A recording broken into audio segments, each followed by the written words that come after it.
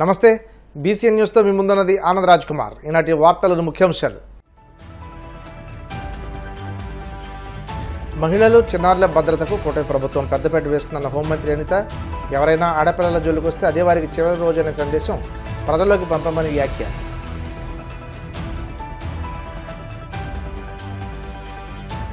సాంఘిక సంక్షేమ వసతి గృహాలకు ప్రత్యేక నిధులు కేటాయించామన్న మంత్రి డిబివి స్వామి. ఈ ఏడాది బడ్జెట్లో కొత్త భవనాలతో పాటు మరమ్మతులకు కేటాయింపులు చేశామని వెల్లడి. ఉత్తరాంధ్ర ప్రజాప్రతినిధులకు మంత్రి లోకేష్ ఆత్మీయ విందు. నేతల వినతులపై నివేదికలు అందించి కుటుంబ సభ్యులకు చీరల బహూకరణ. షూ వేసుకుని పూజలు చేయడం చంద్రబాబుకి నిత్యకృత్యమన్న వైసీపీ ఎమ్మెల్యే తాటిపర్తి చంద్రశేఖర్. భక్తి గురించి మాట్లాడే అర్హత ఆయనకు లేదని ధ్వజం. మహిళలు చిన్నారుల భద్రతకు కూటమి ప్రభుత్వం పెద్దపీట వేస్తుందని హోంమంత్రి అనిత ప్రకటించారు. ఎవరైనా ఆడపిల్లల జోలికి వస్తే అదే వారికి చివరి రోజనే సందేశం ప్రజలకు పంపమన్నారు. గత 2 ఏళ్లుగా రాష్ట్రంలో నేరాలు పెరిగాయన్న వైసీపీ ఎమ్మెల్సీ వరదు కళ్యాణి ఆరోపణలను శాసనమండలిలో మంత్రి అనిత తిప్పికొట్టారు. గంజాయి సాగును పూర్తిగా అరికట్టామని, డ్రగ్స్ నియంత్రణకు పటిష్ట చర్యలు చేపట్టామన్నారు.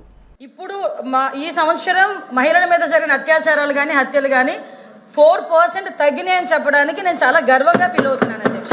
దానికి ఈ రోజు మేము పడ్డ కష్టం కాదు అధ్యక్ష.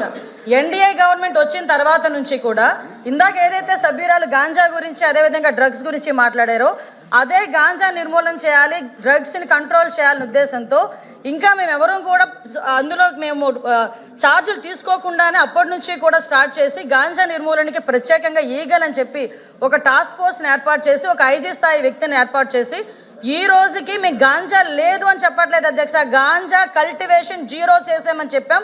ఆ విషయం కూడా సభ్యులు దయచేసి అర్థం చేసుకోవాలి. ఇంతకుముందు ఆంధ్రప్రదేశ్ని గాంజా ఆంధ్రప్రదేశ్ అనే దగ్గర నుంచి ఈరోజు గాంజా అంటే 0 గాంజా ఆంధ్రప్రదేశ్గా మార్చడానికి ఈరోజు 20 నెలల కాలం మా పోలీస్ డిపార్ట్మెంట్, మా యంత్రాంగం, మా సీఎం గారి సారథ్యంలో చేసామని చెప్పడానికి కూడా నేను గర్వంగా ఫీల్ అవుతున్నాను అధ్యక్ష. అదేవిధంగా మీ శక్తి యాప్ ఇంతకుముందు దిశ యాప్ అని చెప్పి పెట్టి దిశ చట్టం అని చెప్పి సుమారుగా 5 సంవత్సరాలు కూడా మహిళల్ని మోసం చేయడమే కాకుండా ఆఖరికి కేంద్ర ప్రభుత్వాన్ని కూడా మోసం చేసే పరిస్థితి దగ్గర నుంచి ఈరోజు శక్తి యాప్ని మేము ఏర్పాటు చేసి ఆ శక్తి యాప్లో సుమారుగా 16 పారామీటర్స్ని ఏర్పాటు చేసుకుని దానికి సపరేట్గా ఉమెన్ అండ్ చైల్డ్ సేఫ్టీ వింగ్ని ఏర్పాటు చేసుకుని ఒక ఐజీ స్థాయి వ్యక్తిని దీనికి కూడా మేము ఏర్పాటు చేసుకుని వాళ్ళ ఒక ఆఫీసర్ని అలొకేట్ చేసి ఉమెన్ అండ్ చైల్డ్కి సంబంధించి సేఫ్టీ విషయంలో ప్రత్యేకంగా ఒక విభాగాన్ని ఏర్పాటు చేసాం. దీన్ని లాస్ట్ ఉమెన్స్ డేకి ఏర్పాటు చేసిన తర్వాత ఈ రోజుకి శక్తి యాప్ దగ్గర 1,50,00,000 మంది మహిళలు ఇన్స్టాల్ చేసుకున్నారు, వాళ్ళు డౌన్లోడ్ చేసుకున్నారు అధ్యక్ష. అంతేకాకుండా వీళ్ళకి సెపరేట్గా వాట్సాప్ ఒక నెంబర్ కూడా ఏర్పాటు చేసాం. 7993485111 అనే ఒక వాట్సాప్ నెంబర్ని కూడా ఏర్పాటు చేసి ఎవరైనా మహిళలకు ఎక్కడైనా ఏ ఆపద జరిగినా కూడా ఈ వాట్సాప్ నెంబర్కి జస్ట్ ఒక క్లిక్ చేస్తే చాలు. మాకు అందులోకి ఈ యాప్ని తీసుకుని యాప్లో కూడా జస్ట్ ఫోటో డౌన్లోడ్ చేసినా అది SOS చెప్పినా కూడా మేము చాలా క్లియర్గా చేస్తున్నాం. అదేవిధంగా 112కి సంబంధించి కూడా మేడం మాట్లాడారు. ఈ 112కి సంబంధించి కానీ ఈ శక్తి మొబైల్ రిజిస్ట్రేషన్స్ కానీ చూస్తే అధ్యక్ష దగ్గర డౌన్లోడ్ చేసుకున్నవి చెప్పాను అధ్యక్ష. SOS కాల్స్ దగ్గర 29,772 ఈ 1 ఇయర్లో మేము చెప్తుంది 8/3/2025 వరకు చెప్తున్నాం అధ్యక్ష. అదేవిధంగా 8/3/25 నుంచి చెప్తున్నాం అధ్యక్ష. అక్కడ నుంచి ఇప్పటి వరకు చెప్తున్నాం. Actionable calls 844 calls. అదేవిధంగా FIR రిజిస్టర్ అయినాయి కూడా 45 FIR రిజిస్టర్ అయినాయి. ఓపెన్ డ్రింక్స్ గురించి అదేవిధంగా వీటి గురించి మాట్లాడుతున్నారు, ఈవ్టీజింగ్ గురించి అధ్యక్ష. ఈ రోజు మేము ఉమెన్ మీద క్రైమ్ తగ్గించుకోగలుగుతున్నామంటే కేవలం సర్వేలెన్సెస్ పెంచుకున్నాం కాబట్టి అధ్యక్ష. ఎక్కడైనా ఈవినింగ్ అయ్యేసరికి స్కూల్ దగ్గర కాలేజీల దగ్గర డ్రోన్ ఎగురుతుంది, ఒక్కసారి ఎవరైనా సభ్యులు వచ్చి చూస్తే చూడమనొచ్చు అధ్యక్ష. ఎందుకంటే డ్రోన్ సర్వేలెన్స్ పెడుతున్నాం, CCTV సర్వేలెన్సెస్ పెడుతున్నాం ఎవ్రీవేర్. ఉమెన్ అండ్ చైల్డ్ వెల్ఫేర్తో పాటు ఎడ్యుకేషన్ డిపార్ట్మెంట్ కోఆర్డినేషన్తో బ్యాడ్ టచ్ గుడ్ టచ్కి సంబంధించి కూడా ఈరోజు మేము అవేర్నెస్ ప్రోగ్రామ్స్ కండక్ట్ చేస్తున్నాం. ఇందాక సభ్యురాలు మదనపల్లి కేసు గురించి మాట్లాడారు అధ్యక్ష. మదనపల్లి కేసు నిజంగా చాలా దురదృష్టమైన సంఘటన. ఎందుకంటే అటువంటి పశువు లాంటి వ్యక్తులు ఈరోజు సమాజంలో కొంతమంది తిరుగుతున్న సందర్భాలని కూడా మనం చూస్తున్నాం అధ్యక్ష. దీని మీద గవర్నమెంట్ ఎంత సీరియస్గా యాక్షన్ తీసుకున్నదన్న సంగతి కూడా తెలిసి ఆ ప్రెజర్ తట్టుకోలేక ఆత్మహత్యలు చేసుకున్న సందర్భాన్ని కూడా నేను ఈ సభలో ఉద్ఘాటిస్తున్నాను అధ్యక్ష. ఈరోజు ఎంత ప్రెజర్ ఆ రోజు ఆ నేరస్తుల మీద పెట్టకపోతే నేరస్తులు ఎందుకు ఆత్మహత్య చేసుకుంటాడు? ఇప్పుడు ఈ విషయాన్ని కూడా నేను సభలో చెప్పాలి. ఎందుకనంటే ఈరోజు మేము తీసుకుంటున్న చర్యలు అధ్యక్ష, ఈరోజు high priority women security. High priority child security. POCSO కేసుల్లో ఈరోజు నేను చెప్తాను అధ్యక్ష, 3 నెలల కాలంలోనే శిక్ష పడిన సందర్భాలు కూడా ఉన్నాయి. కన్విక్షన్ రేటు కూడా 50% మేము పెంచుకున్నాం అధ్యక్ష. ఈరోజు 506 మందికి కన్విక్షన్ పడితే అందువల్ల 9 మందికి మరణ శిక్షలు విధించాం అధ్యక్ష. అందరూ విధించబడ్డాయి అధ్యక్ష. అదేవిధంగా 169 మందికి లైఫ్ పడింది అధ్యక్ష. ఈరోజు కన్విక్షన్ రేట్లు పెరిగినాయి. పోక్సో కేసుల్లోని ఈరోజు మేము స్పీడ్ పెంచుకున్నాము. కనీసం రిమాండ్ నుంచి బెయిల్ రాకముందే శిక్ష పడే సందర్భాన్ని కూడా ఈరోజు మేము ఎస్టాబ్లిష్ చేసుకున్నాం. దానికి ఈరోజు మనందరం కూడా గర్వపడాలి. ఈరోజు మీరందరూ కూడా సపోర్ట్ చేయాలి. రాష్ట్రంలో సాంఘిక సంక్షేమ వసతి గృహాలకు ప్రత్యేక నిధులు కేటాయించామని, ఈ ఏడాది బడ్జెట్లో క్రొత్త భవనాలతో పాటు మరమ్మతులకు కేటాయింపులు చేశామని సాంఘిక సంక్షేమ శాఖ మంత్రి డోలా బాల వీరాంజనేయ స్వామి తెలిపారు. ఉంగుటూరు నియోజకవర్గంలో వసతి గృహాలకు నూతన భవనాల నిర్మాణంపై ఎమ్మెల్యే ధర్మరాజు అడిగిన ప్రశ్నకు మంత్రి బదులిచ్చారు. వచ్చే విద్యా సంవత్సరం నుండి అన్ని గురుకుల పాఠశాలల్లో functionary literacy and numeracy grading విధానాన్ని అమలు చేయనున్నట్లు తెలిపారు. ఎస్సీల శ్మశాన వాటికలకు స్థల సేకరణ కోసం సర్వే నిర్వహించగా దాదాపు 600 కోట్లు అవసరమని తేలిందని దశల వారీగా ఈ కార్యక్రమాన్ని చేపడతామన్నారు.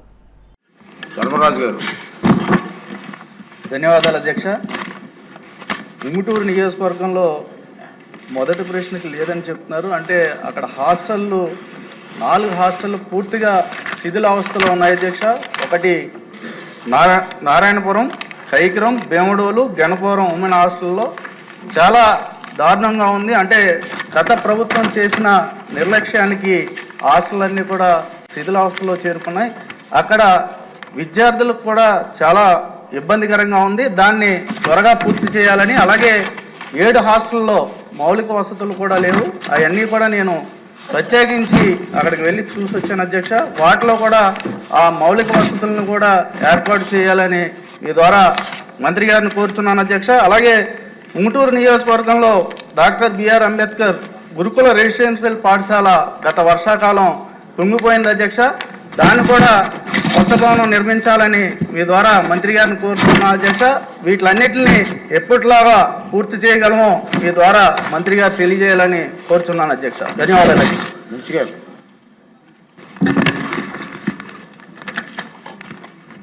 అధ్యక్ష, ఉంగుటూరు నియోజకవర్గంలో మొత్తం 11 హాస్టల్స్ ఉన్నాయి అధ్యక్ష. అన్నిటికీ ఓన్ బిల్డింగ్స్ కూడా ఉన్నాయి అధ్యక్ష. వీటికి రిపేర్స్ కూడా 89 లక్షల రూపాయలు ఇవ్వడం జరిగింది అధ్యక్ష. ఇప్పుడు గౌరవ సభ్యులు చెప్పినటువంటి నారాయణపురం, భీమడోలు, గణపవరం, కైకరాల కూడా ఒకసారి వెరిఫై చేసి ఏదైనా రిపేర్స్కి అవసరం అయితే తప్పనిసరిగా పూర్తి చేస్తాం అధ్యక్ష. అదేవిధంగా ఉంగుటూరు రెసిడెన్షియల్ స్కూల్ కూడాను ఈ మధ్యనే మనకి బడ్జెట్లో కూడా గ్రాంట్స్ వచ్చాయి అధ్యక్ష శాసకి నుంచి. అది ఈ సమ్మర్ హాలిడేస్లో అది పూర్తి చేయడం జరుగుతుంది అధ్యక్ష. ఇంతేకాకుండా అధ్యక్ష, మన ప్రభుత్వం వచ్చిన తర్వాత గౌరవ ముఖ్యమంత్రి శ్రీ నారా చంద్రబాబు నాయుడు గారు పేద విద్యార్థులు మంచి ఉన్నత స్థితిలో ఉండాలి, వారి జీవన ప్రమాణాలు మెరుగుపడాలని చెప్పేసి బడ్జెట్లో ఎప్పుడూ లేని విధంగా రిపేర్స్కి, కొత్త బిల్డింగ్స్కి, వీటన్నిటికీ కూడా మనకి గ్రాంట్స్ బడ్జెట్ ఇవ్వడం జరిగింది అధ్యక్ష. తప్పనిసరిగా అవసరమైన చోట న్యూ బిల్డింగ్స్ కూడా నిర్మించేందుకు చర్యలు తీసుకుంటాం అధ్యక్ష. క్వశ్చన్ అవర్ పూర్తయిందండి. చిన్న విన్నపం అందరికీ. 0 అవర్ తర్వాత మన మహాత్మా గాంధీ గారు పొందూరు సన్నని ఖాదీ తయారీ కేంద్రాన్ని సందర్శించిన సంగతి మీ అందరికీ తెలుసు. గతంలో అప్పుడు అక్కడ పూర్తి చేతి పని వారు తయారు చేసే ఖాదీని చూసి ఎంతో మెచ్చుకున్నారు. స్వదేశీ ఖాదీని వినియోగించాలని ఆయన ప్రజలకు విజ్ఞప్తి చేసిన సంగతి కూడా మీకు తెలుసు. అలాగే మన అన్నగారు ఎన్టీ రామారావు గారు, అక్కినేని నాగేశ్వర గారు ఎప్పుడూ కూడా ఈ పొందూరు ఖాదీనే వాడేవారు. అందరికి తెలిసిన విషయం, చాలామంది తెలుసు, సీనియర్స్ అందరు కూడా. మరి ఆ స్టాల్స్ని ఇప్పుడు మన అసెంబ్లీ ఆవరణలో టీ బ్రేక్ తర్వాత స్టార్ట్ చేస్తున్నాం. మీరందరూ కూడా ఆ స్టాల్స్ని సందర్శించి ఆ కార్మికులందరూ ప్రోత్సహించాలని కోరుకుంటున్నాను. పెద్దలు ఆచరించిన బాటలో మనం కూడా నడుస్తే బాగుంటుందని చెప్పి నా రిక్వెస్ట్ అండి. ఆ స్టాల్స్ని తప్పనిసరిగా అందరూ వెళ్ళి చూడవలసిందిగా కోరుతున్నానండి. రాజమండ్రి పాలకల్తీపై వైద్య ఆరోగ్య శాఖ మంత్రి సత్యకుమార్ యాదవ్ అసెంబ్లీలో ప్రకటన చేశారు. ప్రాథమిక పరీక్షల్లో యూరియా, సీరం క్రియేటిన్ స్థాయిలు పెరిగాయన్నారు. దీంతో వరలక్ష్మి మిల్క్ డైరీ నుండి పాల సరఫరాను నిలిపివేశామన్నారు. మరణించిన వాళ్లు 58 ఏళ్ల పైబడ్డ పెద్దవాళ్లుగా గుర్తించామన్నారు. 2 చిన్నారులు వెంటిలేటర్పై ఉన్నారన్నారు. సహాయక చర్యల కోసం ర్యాపిడ్ రెస్పాన్స్ టీంను ఏర్పాటు చేశామని, లక్షణాలు ఉన్న కుటుంబ సభ్యులను గుర్తించే ప్రక్రియతో పాటు వైద్య సేవలు అందిస్తున్నామన్నారు. మరోవైపు నమూనాలు సేకరించి హైదరాబాద్, విశాఖపట్నంలో ఉన్న ల్యాబ్స్కు పంపించామని, పశువులకు ఇచ్చే మేత నాణ్యతపైన నమూనాలను పరీక్షలకు పంపామన్నారు. ల్యాబ్ నిర్ధారణ తర్వాత చట్టపరమైన చర్యలు తీసుకుంటామని స్పష్టం చేశారు. అధ్యక్ష, ఒక ముఖ్యమైన ఆరోగ్య విషయానికి సంబంధించి ఒక స్టేట్మెంట్ ఇవ్వదలుచుకున్నాను అధ్యక్ష. ప్రజలకు తెలియాల్సిన అవసరం ఉంది. నిన్న ఉదయం అంటే 22వ తేదీ ఉదయం తూర్పుగోదావరి జిల్లా వైద్య ఆరోగ్య శాఖ అధికారికి కిమ్స్ ఆసుపత్రి నుంచి ఒక సమాచారం అందింది అధ్యక్ష. పెద్ద సంఖ్యలో వృద్ధులు ఆసుపత్రిలో చేరుతున్నారు అని తెలపడం జరిగింది. దానికి కారణాలు ఏంటంటే వాంతులు, కడుపు నొప్పి, మూత్రం నిలిచిపోవడం, డయాలసిస్ సమస్యలతో పేషెంట్లు చేరుతున్నట్టుగా తెలిసింది. అయితే లాలా చెరువు ప్రాంతంలోని చౌడేశ్వర నగరు, స్వరూప నగర్కి చెందిన వారు ఈ బాధితులందరూ కూడా రోగిగ్రస్తులందరూ కూడా ఈ ప్రాంతానికి సంబంధించిన వారు. వాటిలో వెంటనే ఆరోగ్య శాఖ సమాచారం అందిన తర్వాత చేసిన క్లినికల్ పరీక్షల్లో యూరియా మరి సీరం క్రియాటిన్ స్థాయిలు పెరిగినట్లుగా గమనించడం జరిగింది అధ్యక్ష. ప్రాథమికంగా చేసిన ఎపిడెమియాలజీ విచారణలో పాలు లేదా ఇతరత్ర ఆహార పదార్థాలు సేవించడం కారణంగా అనారోగ్యానికి అది కారణం కావచ్చు అని గుర్తించడం జరిగింది. కోరుకొండ మండలం నర్సాపురం గ్రామంలోని వరలక్ష్మి మిల్క్ డైరీ నుండి 106 కుటుంబాలకి పాలు సరఫరా చేయబడినట్టు కూడా గుర్తించారు అధ్యక్ష. ఆ డైరీ నుండి పాల సరఫరాను తక్షణమే నిలిపివేయడం జరిగింది. అదేవిధంగా ఇప్పటి వరకు 12 మంది ఆసుపత్రిలో చేరారు, వివిధ ఆసుపత్రుల్లో. దాంట్లో 4 మరణాలు నమోదయ్యాయి అధ్యక్ష. 8 మంది ఆసుపత్రులు చేరి ఇప్పుడు చికిత్స పొందుతున్నారు. దాంట్లో 6 మంది ప్రమాదం నుంచి బయటపడ్డారు, 2 వెంటిలేటర్ మీద ఉన్నారు అధ్యక్ష. చాలా వరకు ఇక్కడ 60 నుంచి 82 సంవత్సరాల వయసు వాళ్ళు 10 మంది ఉంటే 2 చిన్నపిల్లలు ఉన్నారు అధ్యక్ష. వాళ్ళ 2 పిల్లలు కూడా రెయిన్బో ఆసుపత్రిలో ఉంటున్నారు, వెంటిలేటర్ మీద ఉంటున్న పరిస్థితులు అధ్యక్ష. మరణించిన వారు 58 సంవత్సరాల నుంచి కృష్ణవేణి 74 సంవత్సరాలు, రాధాకృష్ణమూర్తి 76 సంవత్సరాలు, శేషగిరిరావు 72, అదేవిధంగా శ్రీమతి రమణి గారు 58 సంవత్సరాలు వయసుగా పెట్టడం జరిగింది. వెంటనే ఈ ర్యాపిడ్ తక్షణమే ప్రభుత్వం స్పందించి ర్యాపిడ్ రెస్పాన్స్ టీమ్ను ఏర్పాటు చేయడం జరిగింది పర్యవేక్షణ కోసం. ప్రభావిత ప్రాంతాల్లో అత్యవసర వైద్య శిబిరాలను ఏర్పాటు చేయడం జరిగింది. రాజమహేంద్రవరం మున్సిపల్ కార్పొరేషన్ మున్సిపల్ కమిషనర్ను వైద్య శిబిరాల నోడల్ అధికారి కూడా నియమించడం జరిగింది అధ్యక్ష. రోగుల చికిత్స పర్యవేక్షణ, వైద్య సిబ్బంది అందుబాటులో ఉండేలా చూడడం, అదే అంబులెన్స్ మరియు రెఫరల్ సేవల సమన్వయం కూడా కోఆర్డినేషన్ పని కూడా జరుగుతూ ఉంది అధ్యక్ష. ఈ నమూనాల సేకరణ చేయడం జరిగింది. నర్సాపురం గ్రామం, కోరుకొండ మండలంలోని Varalakshmi milk dairy food safety అధికారి తనిఖీ చేశారు. ఫుడ్ సేఫ్టీ చట్టం ప్రకారం విధి విధానాల మేరకు పాల నమూనాలను సేకరించడం జరిగింది. ప్రభావిత ఇళ్ల నుండి పాలు మరియు పెరుగు నమూనాలు కూడా తీసుకున్నారు. నమూనాలు పంపిన ప్రదేశాలు స్టేట్ ఫుడ్ ల్యాబొరేటరీ హైదరాబాద్కి, అదేవిధంగా స్టేట్ ఫుడ్ ల్యాబొరేటరీ విశాఖపట్నము, అదేవిధంగా హైదరాబాద్లో ఉంటున్న విమ్టా ల్యాబ్ కూడా నమూనాలను పంపడం జరిగింది అధ్యక్ష. ఈ మరణించిన వారిలో కృష్ణవేణి గారి కుమారుడైన తాడి సీతారామయ్య గారి ఫిర్యాదు మేరకు పోలీస్ స్టేషన్లో ఒక క్రిమినల్ కేసు కూడా నమోదు చేయడం జరిగింది. అదేవిధంగా అనుమానిత విక్రేత ఎవరైతే ఉన్నారో అతన్ని కూడా పోలీసులు అదుపులోకి తీసుకొని విచారణ చేస్తున్నారు. క్రూజ్ టీమ్స్, అదేవిధంగా ఫోరెన్సిక్ బృందాలు కూడా దర్యాప్తులో పాల్గొంటున్నాయి. పోస్ట్ మార్టం కూడా చేయడం జరిగింది అధ్యక్ష. మరణించిన వారి శరీరాన్ని, పార్థివ దేహాన్ని పోస్ట్ మార్టం అనంతరం నమూనాలను ప్రాంతీయ ఫోరెన్సిక్ ల్యాబ్ కూడా పంపబడుతుంది. ఈ పంపిణీ వ్యవస్థ మరియు ప్రభావిత వినియోగదారులను గుర్తించేందుకు దర్యాప్తు కూడా కొనసాగడం జరుగుతుంది అధ్యక్ష. అదేవిధంగా ఈ 4 వెటర్నరీ వైద్యులతో కూడిన బృందం కూడా దర్యాప్తు చేస్తుంది.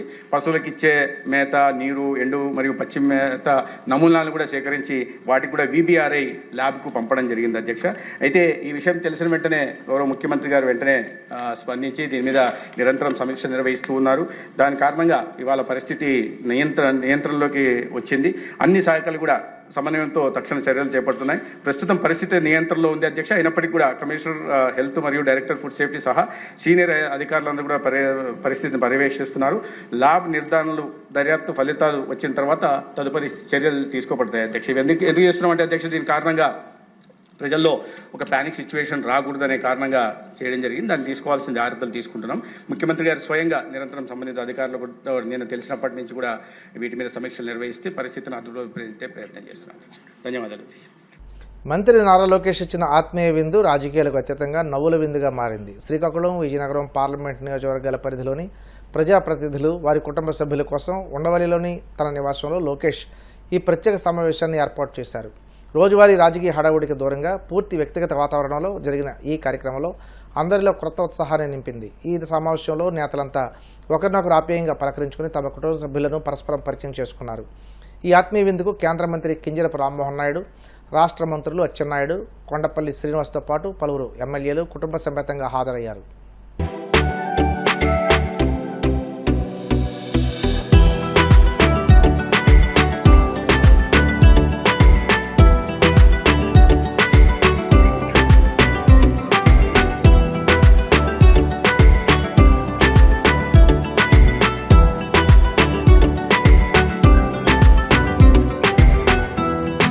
ఇప్పుడు కాసేపు ప్రకటనలు.